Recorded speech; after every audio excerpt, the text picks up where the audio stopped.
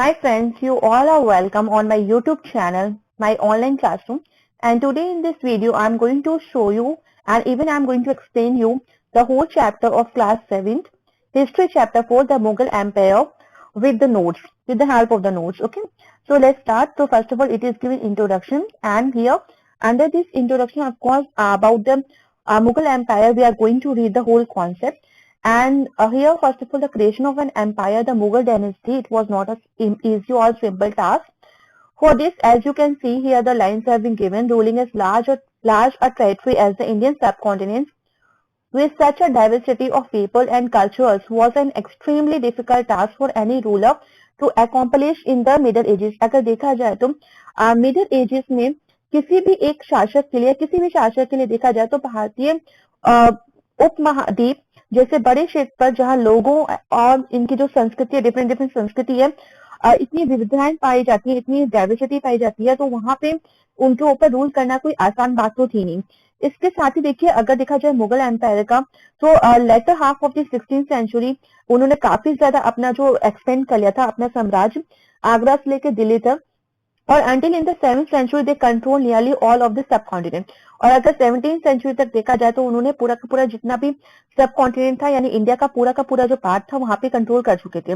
इसके साथ ही उन्होंने ये नहीं कहा कि सिर्फ कंट्रोल ही किया, इसके अलावा भी उन्होंने काफी सारे स्ट्रक्चर्स भी इंडिया में बनाए, एडमिनिस्ट्रेशन स्ट्रक्चर को भी इम्पोज किया, साथ ही आइडियाज ऑफ गवर्नेंस की किस तरह से रूल करना चाहिए किसी कंट्री में, किसी भी जगह पे, इवन किस तरह का एक पॉलिटिकल लेगेसी उन्होंने अपने पीछे छोड़ के गए, जिसको कोई भी रूलर है, कोई भी सब कॉन्टिनेंट का उनके सक्सेडिंग रूलर जो थे, वो भी इस चीज को इग्नोर नहीं कर पाए, यानी उन्होंने भी काफी कुछ उनके पॉइंट्स पे ही रह के, उनके बातों को ही मान के आगे रूल किया। इसके साथ ही आपने देखा होगा काफी सारी जो आज मॉन्यूमेंट्स हैं, जितनी भी बिल्डिंग्स हैं, वो भी मुगल एम्पायर की देन है जो उन्होंने बनाए थे। इसके बाद देखिए, हु वर द मुगल्स, काफी बारी क्वेश्चन पूछा जाता है कि मुगल्स कौन थे। तो देखिए, मुगल जो थे वो दो, आप कह सकते हो, दो वंशजों से बिलोंग करते थे। मुगल दो महान शासक वंशों के वंशज थे, ठीक है। तो अगर आप माता की ओर से देखेंगे, फ्रॉम दियर मदर साइड, तो वो चीन से बिलोंग करते थे। चीन और मध्य एशिया के मंगोल शासक जो था चंगेज खान, ठीक है, उनके उत्तराधिकारी थे। और पिता के साइड से अगर आप देखें तो वो ईरान से, इराक एवं वर्तमान जो टर्की है के शासक, वहां का जो शासक था तैमूर, ठीक है, उसके वंशज हैं वो।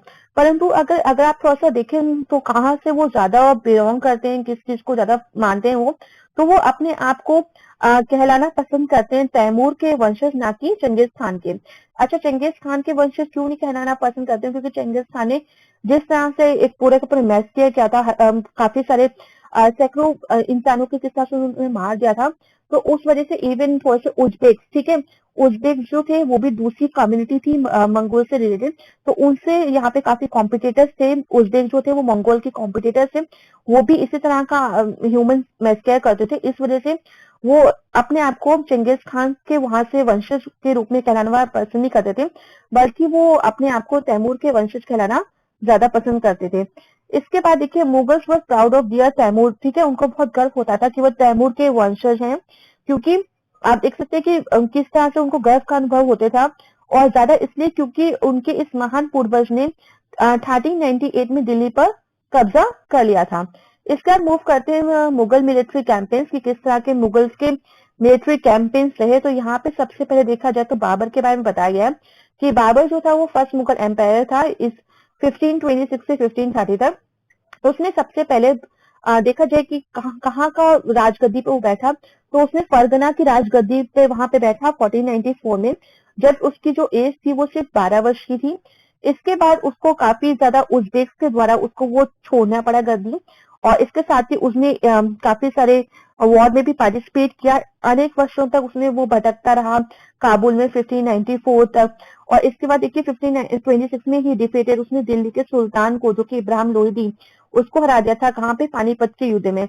और फिर वो दिल्ली और आगरा पे उसने कब्जा कर लिया था, ठीक है। इसके बाद देखिए, मुगल एम्पायर के बारे में काफी कुछ जानते हैं, तो इस चैट में आप थोड़ा सा देख सकते हैं। सबसे पहले बाबर के बारे में बताया गया, तो बाबर 1526 से 1530 जितना हमने पढ़ा, उसने डिफीट किया इब्राहिम लोदी को और साथ ही अफगान सपोर्टर्स एट पानीपत। इसके बाद 1527 में उसने डिफीट किया राणा सांगा को, राजपूत रूलर जो था, और अलाइज किया खनवा के साथ। इसके बाद 1528 में defeated Rajput at Chanderi, established control over Agra and Delhi before his death. Even next move to the Humayun, तो हुमायूं का पूरा अगर देखें तो divided his inheritance according to the will of his father. उसने जो भी प्रोविंसेस थी अपने फादर की, जो भी जमीन थी, जायदाद थी, उसको अपने भाई के साथ बांटा। और इसके साथ ही जो इसके भाई थे, ambitions of his brother Mirza Kamran weakened Humayun's cause against Afghan competitors. Sher Khan ने डिफीट कर दिया था हुमायूं को at Chausa and Kannauj, forcing him to flee to Iran. और इसकी वजह से हुमायूं हार के, अपने भाइयों की वजह से थोड़ा सा आप कह सकते हो, थोड़ा सा इफेक्ट पड़ा वहां पे। और वो जब शेरशाह सूरी से हार गया तो फिर वापस वो ईरान चला गया। इसके बाद भी देखिए इन ईरान में हुमायूं को हेल्प मिली, receive help from the Safavid Shah. और इसके बाद उसने फिर रिकैप्चर किया दिल्ली में इन 1555 बट डाइड। बट उसके नेक्स्ट ईयर ही वो गिर गया था बिल्डिंग से, अपनी बिल्डिंग से, उसी में एक्सीडेंट में उसकी मौत हो गई थी। इसके बाद देखिए अकबर का देखें तो जो ड्यूरेशन था वो 1556 से लेकर 1605 था।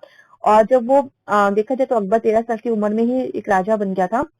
और इसका जो पूरा पीरियड आप देखोगे अकबर का, तो वो 3 पीरियड्स में डिवाइडेड है। सबसे पहले अगर देखा जाए तो देखिए उसके शासनकाल को हम डिवाइड कर लेते हैं 3 पार्ट में। और 1556 और 1570 के मध्य जो है अकबर अपने जो गार्जियन था बैरम खां और अपने घरेलू कर्मचारियों से स्वतंत्र हो चुका था।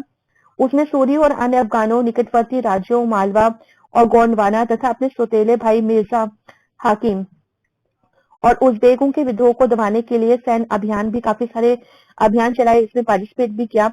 इसके बाद देखिए 1568 में सिसोदियों की राजधानी जो चित्तौड़ और 1569 में रणथंभौर पर उसने कब्जा भी कर लिया था। इसके बाद देखिए जो सेकंड ड्यूरेशन देखें, जो सेकंड डिवीजन में बताई थी आपको, तो यहाँ पे 1570 से 1585 में काफी सारे मिलिट्री कैंपेन्स हुए गुजरात में, और इसको फॉलो भी किया। और भी कैंपेन्स हुए इन द ईस्ट, इन बिहार, बंगाल और साथ में उड़ीसा में। इसके बाद देखिए ये जो कैंपेन्स है वो complicated by the 1579-1580 revolt in support of Mirza हाकिम। इसके बाद जो है थर्ड वाला 1585 से 1605 का टाइम रहा, जहाँ पे एक्सटेंशन हुआ अकबर के एम्पायर का। कैंपेन्स हुए नॉर्थ वेस्ट में, Kandahar was seized from the Safavid, ठीक है, कंधार का जो एरिया था वो भी ले लिया गया था, सीज कर लिया गया था सफेद से। और कश्मीर वॉज एनेस, कश्मीर को भी एनेस कर लिया गया था, जीत लिया गया था। ऑल्सो काबुल, साथ ही देखिए काबुल का एरिया भी ले लिया गया था। After the death of Mirza Hakim जो कैंपेन्स थे Deccan started and there Khandesh and parts of Ahmadnagar were exist, ठीक है। जो यहाँ पे जो मिर्जा हाकिम के रिवॉल्ट के जैसे जो कैंपेन्स थोड़े से अधूरे रह गए थे सदर्न साइड के, वो भी उसकी मौत के बाद ये सारे भी आप कह सकते हो कि पूरे के पूरे जो भी मूवमेंट थे, जो भी प्रोसेस था एक की ये वाले एरियाज भी कवर करने, वो भी पूरा हो गया था। इसके बाद ये देखिए लास्ट ईयर्स में देखा जाए अकबर के, तो कुछ उसको रेबेलियन उसके खुद के प्रिंस सलीम के जैसे फेस करने पड़े, और सलीम ही बाद में फ्यूचर एम्पायर जहांगीर के नाम से जाना गया। बाद में देखिए औरंगजेब का देखें तो पूरा 1658 से लेकर 1707 का ड्यूरेशन था।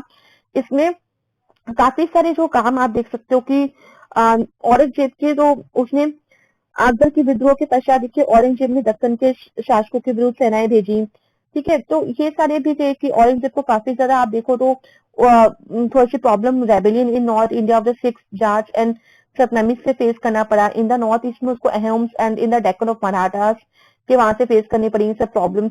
His death was followed by a succession conflict among his sons, ठीक है। इवन उसकी मौत के बाद भी जो भी उसके सन थे, जो भी उसके बेटे थे, उनमें भी काफी ज्यादा झगड़ा फसाद रहा।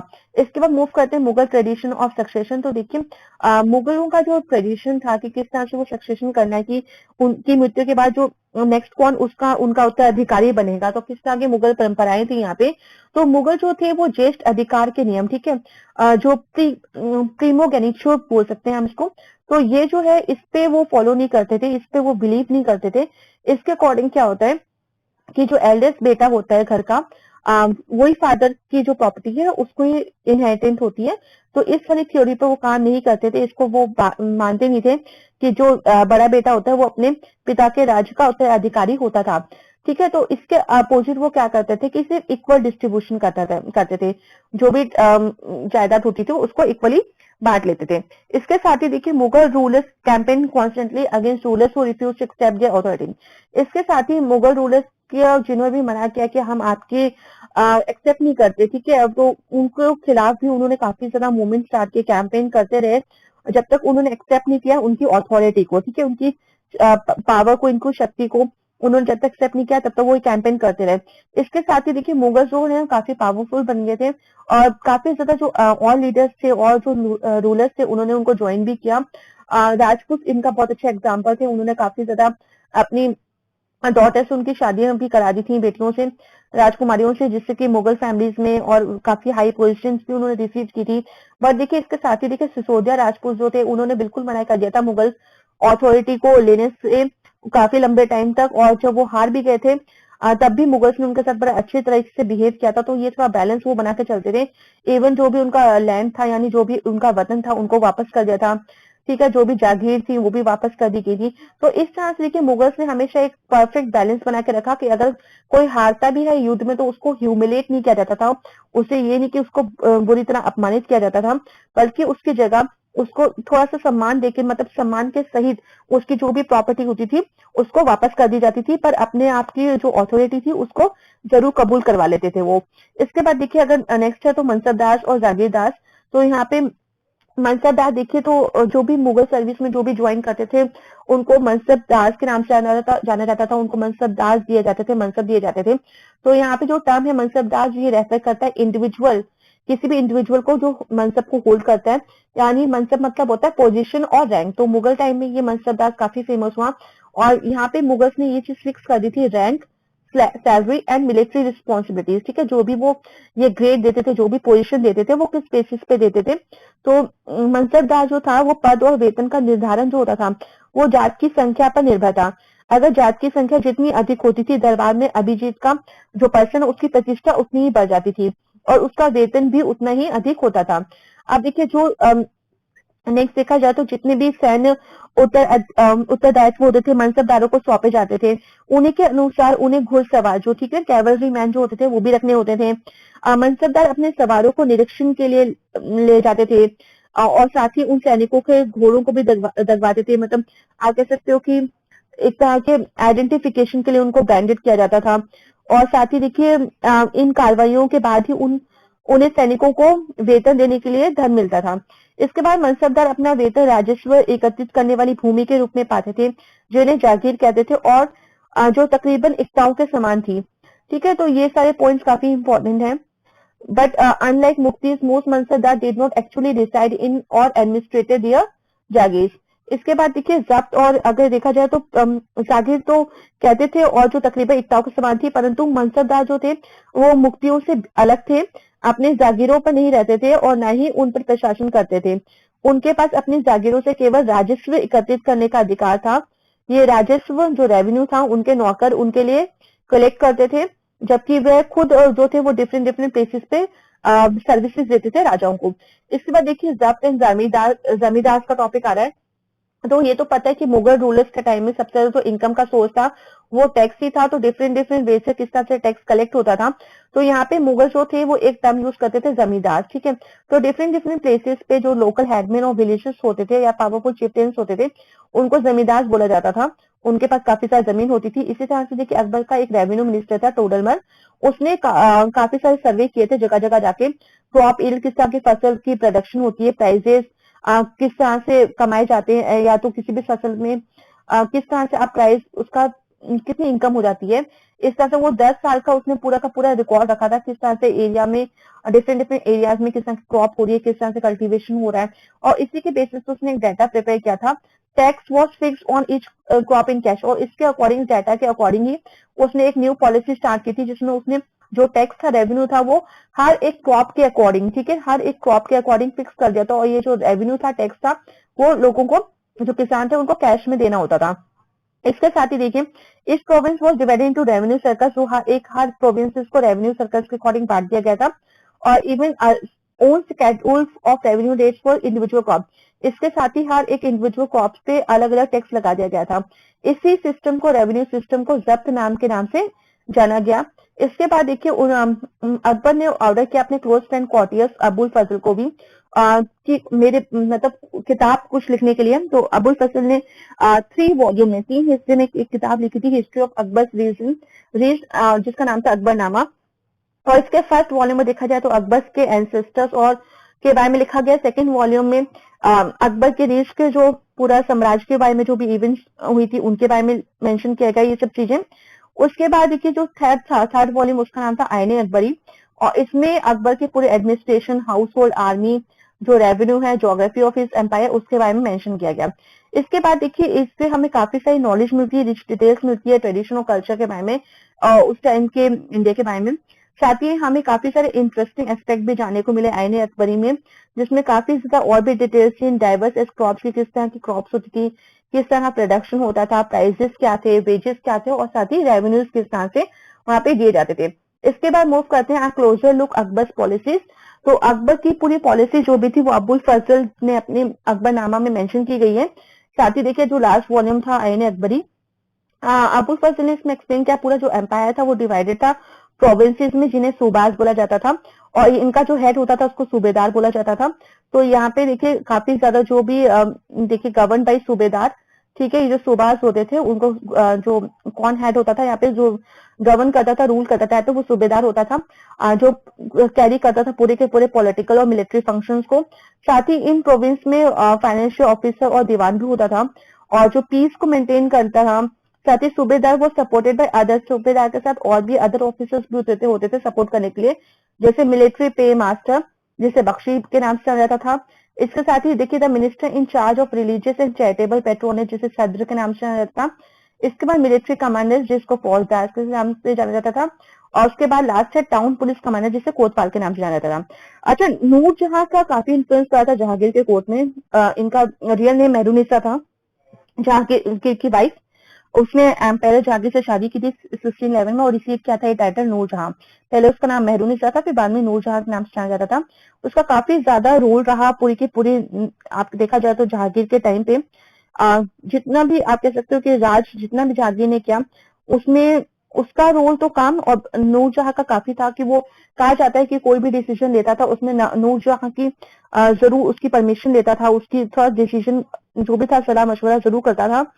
और इसके साथ ही देखिए काफी सारे उस टाइम पे जो कॉइन्स थे वो भी जब बने थे, उसमें एक साइड नूरजहां का नाम होता था, और एक साइड में जहांगीर का नाम होता था, जिसे यहाँ लिखा है stuck in the name of queen Begum Nurjahan, the adjoining document is an order farman of Nurjahan. साथ ही देखिए कहा भी गया है कि वो काफी सालों तक उनकी चीजें चलती रही। किस तरह से देखिए गोल मोहर के अनुसार जो होते थे शाहजहां, शाह जहांगीर के प्रताप से महारानी चंद्रमा जैसी वैभवशाली बन गई। हम कामना करते हैं कि नूरजहां पातशाह इस युग की सर्वोत्तम महिला बने। तो ये ऐसी लाइंस भी उसमें लिखी गई थी, पूरी मेंशन की गई थी। इसके साथ ही देखिए अकबर ने को काफी ज्यादा इंटरेस्ट था दूसरी धर्मों पे, उनकी टीचिंग्स में भी। इसके साथ ही अकबर ने इंट्रोड्यूस किया एक आइडिया जिसका नाम था सुलह कुल और यूनिवर्सल पीस, ठीक है। इसमें देखिए डिफरेंट डिफरेंट उसका बिल्कुल टॉलरेंस तो था ही, और साथ ही वो किसी तरह का भेदभाव नहीं करता था, उसको बहुत इंटरेस्ट आता था सबके डिफरेंट डिफरेंट रिलीजन्स के बारे में जानने में। और इसमें देखिए काफी ज्यादा अबुल फजल ने काफी हेल्प की थी अकबर की in framing a vision of governance around the idea of sulh-e-kul, कि किस तरह से सुलेकुल की नीति के अनुसार कि हर रिलीजन के लोगों को मिला जुला के रखने से किस तरह से आप इजिली इस देश में रूल कर सकते हो। This principle of governance was followed bye Jahangir और एंड शाहजहां एज वेल।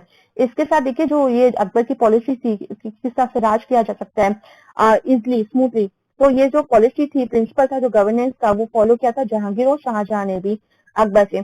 इसके बाद देखते हैं Mughal empire in the 17th century and after, किस तरह का मुगल एम्पायर में। तो यहाँ पे देखिए काफी ज्यादा अगर देखा जाए तो एडमिनिस्ट्रेटिव और मिलिट्री एफिशिएंसी रही of the Mughal empire led to great economic and commercial prosperity, काफी अच्छे से हुई यहाँ पे। इसके साथ ही देखिए इंटरनेशनल ट्रेवलर्स ने भी काफी कुछ बताया है, फेबल लैंड ऑफ वेल्थ की किस तरह का यहाँ पे बहुत ही वर्णन भी किया है किससे कहानियों में कि किस तरह से यहाँ पे बहुत ज्यादा कह सकते हो पैसा था, यहाँ पे काफी सारे विजिटर्स भी आए थे। और उन्होंने भी थोड़ा सा एक था कि पॉवर्टी के बारे में भी कहा गया है, और साथ ही side by side greatest opulence भी है यहाँ पे। फिर inequality was glaring documents from the 20th year of Shahjahan inform us that the highest. तो 20 ईयर में देखा जाए शाहजहां की रेस में हमें ये भी इन्फॉर्म मिलता है, एक इन्फॉर्मेशन मिलती है कि जो हाईएस्ट रैंकिंग थी मनसबदार की वो सिर्फ 445 इन नंबर थी आउट ऑफ टोटल 8000। तो इससे हमें समझ में आता था कि कितना रेशो कम हो गया था। दिस स्मॉल नंबर जो था mayor 5.6% of the total number of mansabdar received 61.5% of total estimated revenue of the empire as service for themselves and their troopers, ठीक है। अपने लिए भी इतनी सैलरी मिलती थी और साथ ही अपने जो सैनिकों को वो रखते थे मनसबदार उनको इतना मिलता था। इसके बाद देखिए Mughal empire and their mansabdar spend a large a great deal of their income on salaries and goods. जो भी मुगल एम्पायर थे जो थे और जो मनसबदार थे वो काफी ज्यादा जो पैसा था वो खर्च करते थे अपने सोल्जर्स पे, उनको सैलरीज और गुड्स प्रोवाइड करने के लिए। इसके लिए देखिए काफी ज्यादा यहाँ पे आर्टिसंस और पीजेंट्स को काफी फायदा हुआ जो ये सप्लाई करते थे गुड्स एंड प्रोड्यूस। जो भी चीजें वो प्रोड्यूस करते थे उनको सप्लाई करते थे इन मुगल एम्पायर्स को और उनके मनसबदार को, उनकी सैनिकों को। तो इससे इनको जरूर फायदा मिला। इसके साथ ही but the scale of revenue collection lacks very little for investment in the hands of primary producers the peasants and the artisans. बस इसके साथ ही देखिए बहुत ही मुश्किल एक वक्त भी था थोड़ा सा कि जो लोग बहुत गरीब थे, ठीक है, मुश्किल से ही पेट भर पाते थे, वे उत्पादन शक्ति बढ़ाने के लिए अतिरिक्त संसाधनों में, औजारों और अन्य वस्तुओं में निवेश करने की बात सोच भी नहीं सकते थे। ऐसी अर्थव्यवस्था में ज्यादा धनी किसान और जो शिल्पकार थे, ठीक है, और जो व्यापारी महाजन जो थे उनको काफी यहाँ पे प्रॉफिट हुआ, उन्होंने काफी ज्यादा प्रॉफिट यहाँ पे अर्न कर लिया। ठीक है, तो ये देखिए आर्टिसनल ग्रुप्स जो थे, मर्चेंट्स थे, बैंकर्स थे, उनको काफी प्रॉफिट हुआ। इसके साथ ही देखिए मुगल एम्पायर स्लोली डिक्लाइन भी होता गया, धीरे धीरे उसकी शक्तियां कम होती गई क्योंकि बाकी जो रीजन थे वो ज्यादा पावरफुल हो गए, इमर्ज हो गए पावरफुल। और इसी तरह से और भी जो नई न्यू न्यू जो डायनेस्टीज थी वो कॉन्स्टिट्यूटेड होने लगी और अपने अपने कमांड वहां पे चलाने लगे। जैसे कुछ एग्जाम्पल है किस इलाकों में, स्पेशली हैदराबाद और अवध के इलाकों में। साथ ही देखिए देखा जाए तो पूरा का पूरा रोल जो था, although they continue to recognise the Mughal empire in Delhi as a master, की ठीक है दिल्ली में जो मुगल एम्पायर है उसको अपना मास्टर तो मानते थे, बट अपने प्रोविंसेस में देखा गया 18th सेंचुरी में कि उन्होंने अपना भी इंडिपेंडेंट रूल करना स्टार्ट कर लिया यहाँ के राजा महाराजाओं ने, और अपनी पॉलिटिकल आइडेंटिटीज को भी वो पूरा का पूरा जमा चुके थे, पूरा का पूरा आप कह सकते हो कि बना चुके थे अपनी आइडेंटिटीज को। ठीक है, तो आई होप आपको पूरा चार्टर क्लियर हो गया होगा। So thank you everyone and please like share subscribe this channel for more update.